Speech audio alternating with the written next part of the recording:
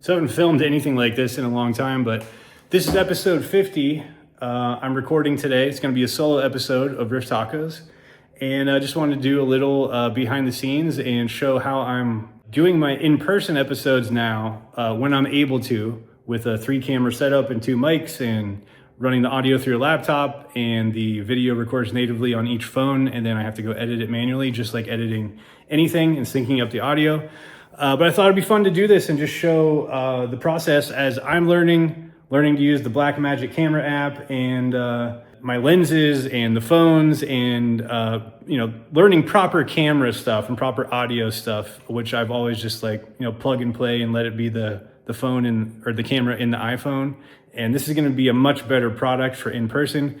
Previously, I was still streaming it to Riverside, so wherever I would go to record an episode, in person, I would have to have an internet connection. And that was easy because it would then send it right to Riverside. The audio and video and everything is separate, linked to the proper tracks, and then their auto editor would edit it for me. But there's so many problems with that, having 3 phones connected in the same room on the same Wi-Fi, that I realized I don't want to deal with that. So that also forced me to upgrade and do it at better quality. So it will be a lot of time spent editing, but it will be a better product overall. And I'm spending all this money and putting all this time into it. It's worth it to have the best looking in-person podcast. So yeah, this will be me setting up, and episode 50. We did it. It's a big milestone for me. Here we go. So try not to knock over my guitars, but I got camera stand with these new mounts for the iPhones. And these are much higher quality than the ones that I had previously. Shout out to my friend Nick Nicotera, who suggests all the best gear for me. So I got 3 of these stands. I have 3 iPhones that will point at me from different directions. It's overkill for a solo person podcast, but that's the point. I want to show off. So I think I'm gonna try 1 wide back here next to the light, and then 1 normal close up, and then 1 off to the side, just for no fucking reason, but it'll be fun to edit. And I'll have my laptop over here. I usually sit at this desk and the camera's off to the side, but this will be my new podcast corner, and hopefully I can make it look cool. That orange light you see in every video is literally just that stupid lamp. But yeah, so that's the setup. I have 2 of these set up for when I do podcasts with other people and have a guest on. The mics will run into my computer, record audio in Logic. The cameras using the Blackmagic app with lenses, so they don't have to be right up in my face. And then those, actually, I can monitor them on this phone, which is my personal phone, and see all the shots, which makes that much easier. Blackmagic is awesome. So again, shout out Nick Nicotera, my buddy. Thank you for all the suggestions. This is a custom case that I plucked foam out of from Condition 1. They're awesome. Comes with these to carry all the cables and random shit. And then down here, the iPhones fit in here. The Anker charging blocks or bricks, whatever you call them, with the extra battery power, fit in here. Microphone slots, and then all the extra stuff goes up there. So this is awesome and keeps everything really organized. And you can see the little squares. You just pluck them out in the shapes that you want. So I spent all day mapping out where everything could fit in. And as soon as I add 1 more thing, it just ruins it all. But for now, it's great for a 2-person in-person podcast. I'd love to be able to set up for 3. I think I just need 1 more microphone. But here are the phones I use for cameras. They're just regular iPhone 17s with, I think, moment cases that fit these lenses. If I had 17 Pros, which I didn't want to spend that much money on to get 3 17 Pros, I wouldn't need these because the quality of the zoom on it is just as good. But on the regular 17, you need it. So I have 2 58 millimeter lenses, which basically a double zoom. So I can have the camera tripods farther away from me and the guest and not up in our junk. And then I have 1 18 millimeter lens for the wide shot. And I just got these microfiber cloths to clean the lenses. And here's what I use to keep, I obviously start with the phones fully charged. these hang off the tripods and plug into the phones. So the battery gets low, they have long running time. But even doing a 2-hour podcast with Mike Illich, we didn't even get close to using, I don't even think we ran through the entire iPhone battery. So it's great. And I don't want to do longer than 2-hour episodes anyway. I usually find about 90 minutes is the sweet spot where it kind of feels like, all right, now we're just searching for extra stuff to talk about, unless you're really cruising. And obviously a lot of mine have gone longer than that. But like, I like to start out planning for at least 90 minutes. And if we're cooking, you know, talking about whatever and things are going well, sure, let's go. But longer than 3 hours is tough. I am not Joe Rogan, so no one's gonna watch that. This is my gimbal for the iPhone. So I use that for shooting behind the scenes stuff and stuff I've done for work, connects via Bluetooth. But yeah, that's basically all of my gear. This is a cheap light from Amazon. And then I do have 2 more that are slightly different, like little panels that I can bring on the road. And I will say that the hardest part learning all of this stuff has been figuring out how to light something properly. You set up your cameras, you get everything in place, you can frame it, that's not hard, but then it's like lighting, you're moving it all around, it makes people look like fucking shit or older than they are, whatever. But I would say lighting is definitely the hardest part. And so filming with these cameras on the Blackmagic app, you can actually sync it to your Blackmagic account and it will automatically upload. I just don't do it because my upload speed on my internet here is garbage. I need to upgrade it. So it's still probably quicker to just transfer the file and wire it USB-C to the computer. It takes a few minutes, but for a 2-hour video, it's really not that bad. And then I edit with CapCut using the multicam feature. So you assign each track a number basically, and it just plays through and you press 1 for the guest, 2 for me, 3 for the wide, and you go through and manually just do that. For the audio from the mics, I will use Adobe Podcast, which you can use that for anything. It's just audio enhancement. So I will upload the audio from me and the guests into there after just making sure the volumes are equal.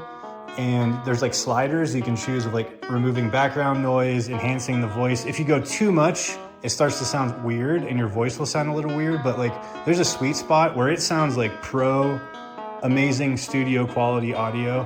All the background noise, all the echo. If you can hear in this room right now, because I'm not using a proper mic, it's very echoey in here. It's not treated at all. So it's really not ideal to record any audio in this room. But when I put it in there and run it through that, it's crystal clear and makes it sound professional. Over time, I'm sure I'll keep upgrading stuff, but that's the process for now. And these cheap, shitty headphones that have all this stuff has come off. It leaves black shit on my ears every time I take them off. So still upgrading thing. It just costs so much money. And every week you're like, oh, I could use this now. So I don't know how much money I put into the podcast now, but it's now thousands of dollars. And I only make money on YouTube, probably about $20 a month, something like that. So watch it, share it with friends, help me make some pennies. This is the Witch King of Angmar from Lord of the Rings. If you don't know that, I don't really want to be your friend. I do the remote podcast with people. This is just, I set my iPhone on this, plugs into the computer, and then that gets recognized in Riverside as a camera. And that's all I use for all the people who've asked, like, what's your camera? It looks like so much better than a webcam. It's just my iPhone. And then just this cheap ass ring light that was like, I think less than $10 on Amazon. Just clamps to the top of the monitor and boom, that's it. I guess while I'm at it, I'll kind of just give a gear rundown. I just have this Scarlett that Rob gave to me. He was not using it, and I don't even know what model it is. It's like the simplest one. That's where I do all of my reels and YouTube videos. It's just this thing. I also use that for the mic for when I do remote podcasts. I have this mic on the arm on my desk here. It's the Shure, not the SM7. It's not the one that you see on every podcast ever. It's the like cheaper version of that, and it's XLR only. There's no USB-C. So I did get new ones. 7B plus. I don't know. I don't remember what the hell it is. MV7. So the other one is the regular MV7 over there. This is the MV7 Plus. I use mixing headphones now. Sennheisers, HD 600s, but these are supposed to be like a gold standard for years for mixers, so I got those. I ended up like, I will listen through these, but this room is not treated, so I will do a better job with those, and then I just test in my AirPods and then the car, and that's it. I can run through the guitars I have out at least. LTD EC1000. I got this on Through the Eyes of the Dead and Acacia Strain Tour. It might have been my first From a Second Story Window tour. We went through the ESP factory and I got to pick out 2 guitars as the new member of the band. And I played this, I believe, right away. And before that, I was maybe using Rob's, one of Rob's, like his Viper or something. But this thing has been around since 2006. This is when I learned that when you use thicker strings and they don't fit through here, you gotta use other strings to file through. I was sitting at a table with DL, a guitar player from Acacia Strain back in the day. I was like, oh my God, I can't fit my strings through here. And he's like, use a smaller one and file it. So he taught me to do that. And I was like, oh, I was like freaking out for a second, like I was gonna need to drill it or something. Never had that issue before, totally amateur. This is a ESP LTD X-Tone, semi-hollow body. I don't know what the pickups are. I'm not gonna pretend to be a gearhead. I'm already pretending right now. This is a sick cowboy hat. Another LTD MH1000. That was my Thunder Rider guitar. That's the American Heat guitar. That's a standard scale, I think 25.5. And then this is the baritone version of that guitar, LTD MH1000B. And that's what I play now for all the heavy stuff From a Second Story Window. So we took to the studio for Earth and Eyes and So Say We All, and that's what I recorded Lois with. One is in AEA DGA and one is in the same tuning but in G, which is what Lois was in. So I got 2 of those, another cowboy hat. And these are the amps that now are just pretty much used for fun until I decide to mic them up and use them to record. This one here is the original I got when I was 16 years old and went to New York Music. And that's what recorded the Robinson record. It's what recorded Conversations. And it's what I toured with for all those years in those 2 bands. And I still have it, never used anything else. And then I decided to just buy a fucking other one. When I originally drove up here to practice with the guys again, when we did the reunion stuff, for some reason I thought like, I want a backup of this amp. I just love it so much. I don't even do anything to it. It's just, I use it as is. I don't add a tube screamer or extra distortion pedal or anything. And then Guitar Center down the road towards Cleveland here just had one of these for 800 bucks. And I said, all right, I'm gonna go scoop it up, and it's in great condition. You can see this is like weird. It was definitely modded or something, but it sounds even better than the original one. So that's why that one is plugged in right now. This I broke when I moved in here. I had everything moved in, all these guitars, amps. I have my full stack literally like in my dining room. It was on the half stack by itself. It was just this one on here. And I was moving a mattress and the mattress fell over. I lost control of it because they're so fucking awkward, and it knocked it over. So this whole front, this logo that lights up, came loose, and that's why it's taped, and it's still like that. So this one is retired. If I ever bring a real amp to the show, it'll be this one again, but I'm also using the Quad Cortex, which is fucking great. It solves all my issues as far as pedals and not tap dancing on stage and just being easier, but these will always sound and feel the best, for sure. I'll show you my view I always talk about on the show, out my back door. I love it. I sit out there and drink coffee when it's warm enough. So boom, got a little patio, nice pond. I literally lucked out. I think I have the best view of the whole area, but it's an awesome little condo development that was built in 2020. Could only afford it because it's in Ohio and everything's cheap, because I'm used to paying Austin and Los Angeles rent, which was through the roof. But it's awesome here. Also wanted to say thank you to Mr. Robbie Smith, who told me to film more stuff like this again, because I did that like almost 2 years ago now.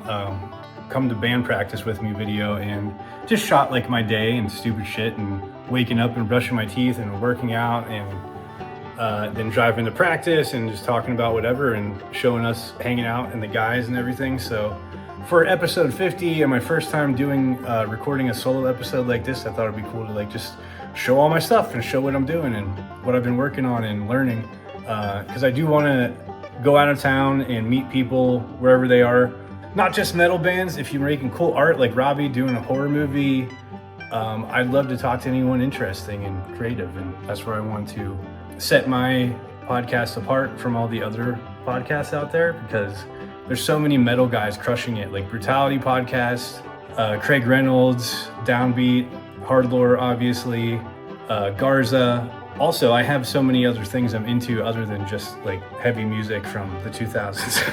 And it also all overlaps with music. Like, that's my background, that's who I am, and that's who I'll always be. So that will be what it's like grounded in. But I do want to expand beyond just like talking to metal bands about metal stuff. So that's the plan going forward. If you're enjoying these and the actual podcast, let me know, leave a comment. Please like it, share with a friend, and see you on the next one. Cheers.